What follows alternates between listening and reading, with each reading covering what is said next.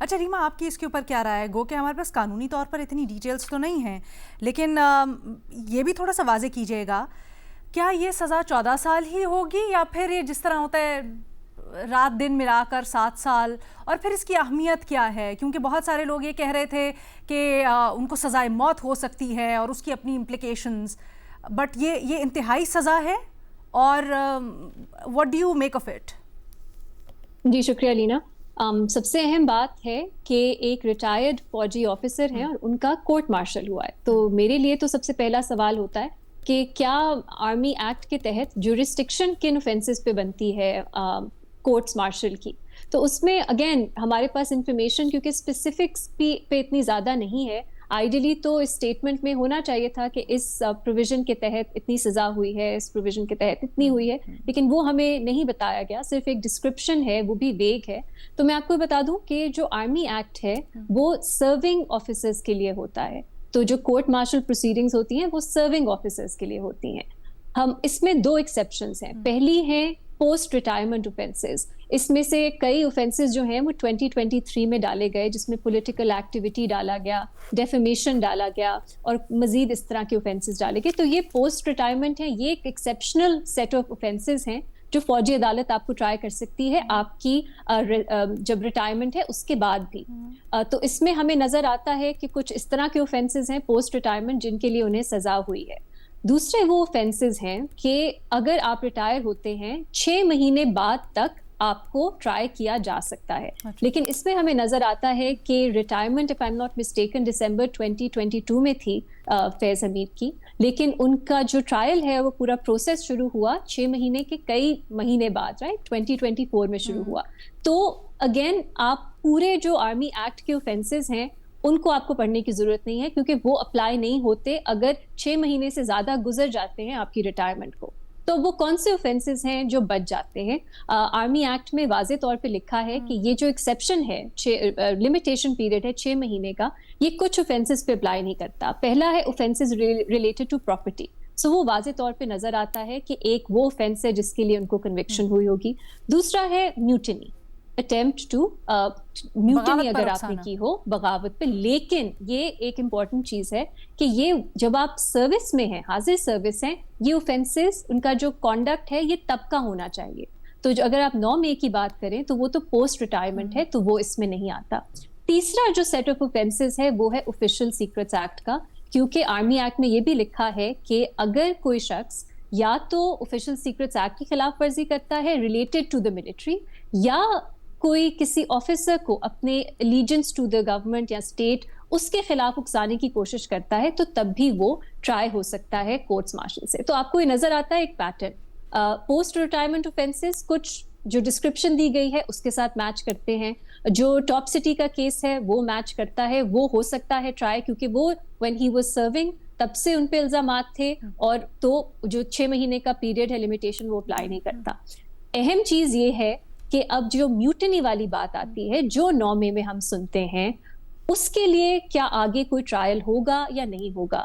گنجائش army act کے تحت تو نہیں ہے, کیونکہ ان کا یہ پوسٹ جب ریٹائرمنٹ کے بعد کا اوفینس ہے 9 میں, لیکن آفیشیل سیکرٹس ایکٹ کے تحت بھی سزا ہو سکتی ہے. اور آرمی ایکٹ میں ایک ایکسیپشن ڈالی گئی ہے کہ کوئی شخص جو ریٹائر بھی ہو جائے, اگر اس نے لیجنس کے کسی کو ریاست کی لیجنس کے خلاف اکسایا ہے تو وہ ٹرائی ہو سکتا ہے. سو یہ اوور آل ہمارا لیگل اسٹرکچر ہے کہ کب آپ کسی کو کورٹ مارشل میں ٹرائی کر سکتے ہو. میرے لیے دلچسپ بات یہ ہے کہ آفیشیل سیکرٹس ایکٹ کا حوالہ دیا گیا ہے آج کے پریس ریلیز میں, لیکن کون سا اوفینس ہے وہ ایگزیکٹ جو ورڈنگ ہے وہ کسی اوفینس کے ساتھ میچ نہیں کرتی. I am guessing in lawful disclosure کا اوفینس بنتا ہے, جس میں اگر وہ ملٹری سے ریلیٹڈ ہے. جب یہ سائفر والا معاملہ تھا, عمران خان صاحب کو بھی اس کے لیے کنوکشن شروع میں ہوئی تھی, شاید یہ والا اوفینس ہے.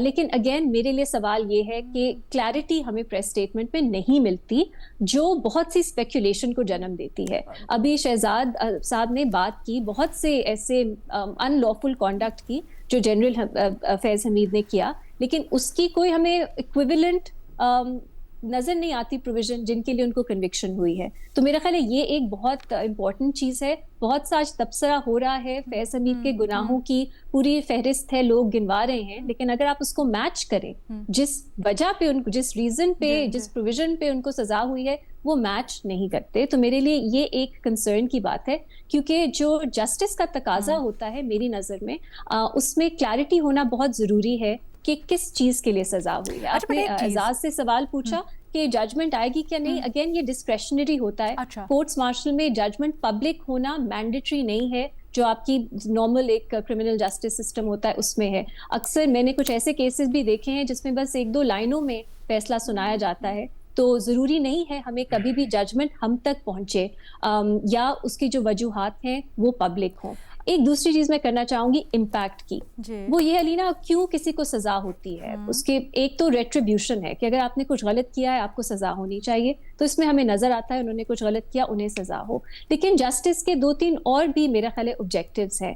پہلا ہے ڈیٹرنس. اب ڈیٹرنس کس کو ہوگی اس فیصلے کے بعد؟ میری نظر میں اس شخص کو ہوگی جو انفرادی طور پہ ایڈونچر کرنے کی کوئی کوشش کرے. اگر اس کو انسٹیٹیوشنل سپورٹ ہے تو اس کے لیے کوئی ڈیٹرنس نہیں ہے, نہ ہی انسٹیٹیوشن کو ڈیٹرنس ہے. دوسرا ہے ٹروتھ, کہ ہمیں معلوم ہو کہ, اور یہ سٹیزنز کی بات ہے کہ کیا ہوتا ہے. Truth is a very important part of justice. اس سے مجھے ملٹری کے جو ٹرائل ہے اس سے مجھے ایک سیکریسی سے ایک کنسرن آتا ہے کہ وہ ٹروتھ ہمیں نہیں ملتی. تو ابھی ہم اسپیکولیٹ کر سکتے ہیں, لیکن ایگزیکٹلی کیا ہے, کس جرم کی سزا ہے, وہ ہم تک ٹروتھ بھی نہیں پہنچی. تو میرا خیال ہے ریٹریبیوشن کی حد تک امپورٹنٹ ہے, انڈیویجول ڈیٹرنس ایڈونچرزم کی حد تک ہے, لیکن نہ ٹروتھ ہے اس میں, نہ ایک جنرل طور پہ ڈیٹرنس ہے کہ آپ اس طرح کے جرائم کریں گے تو آپ کو سزا ملے گی. ریما جو بھی آپ بات کر رہی تھی, پوچھنا چاہ رہا ہوں. جی شہزاد پہلے آپ پوچھیے. اگر ریما صاحبہ یا اس کے بعد محمد علی صاحب جواب دیں, کیونکہ یہ بھی بات بتایا جا رہا ہے کہ ان کو ریٹائرڈ تصور نہیں کیا جائے گا, ان کو ری انسٹیٹ کر کے پھر ان کا کورٹس مارشل ہوگا. یہ کیا معاملہ ہے؟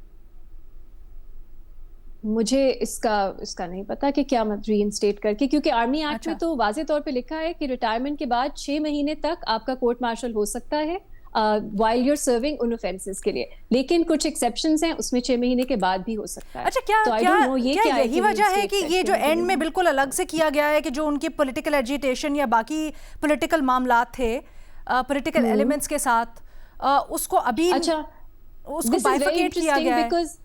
نہیں, میرا نہیں خیال. یہ اس لیے علینا 2-3 چیزیں اور ہیں اگر آپ ان کو اکٹھا دیکھیں. جو پریس سٹیٹمنٹس پہلے بھی فیض حمید کے ٹرائل پہ ISPR کی طرف سے آئی ہیں, اس میں پہلی 1 یا 2 پریس سٹیٹمنٹس میں تو اس چیز کا ذکر ہی نہیں تھا 9 میں یا اس سے جڑے اوفینسز کا. جو تیسری آئی تھی میرا خیال ہے اس میں تھا کہ یہ تو جرائم ہیں, اس پہ انویسٹیگیشن چل رہی ہے, لیکن 9 مئی کے معاملات بھی کنسیڈر ہو رہے ہیں. اس پہ بھی وہی اس طرح کا ہمیں پیٹرن نظر آتا ہے. اسپیسیفکس اوپر ہے, نیچے لکھا ہے, لیکن اس کے اوپر بھی جو ہے وہ معاملات انویسٹیگیشن چل رہی ہے, یہ الگ معاملہ ہے. اور جو DJ ISPR کی پریس کانفرنس تھی کچھ دن پہلے, کسی نے, ایک جرنلسٹ نے ان سے سوال کیا کہ آپ تنقید کرتے ہیں سویلین کورٹس پہ کہ وہاں بہت وقت لگ جاتا ہے, فیصلہ نہیں سنایا جاتا.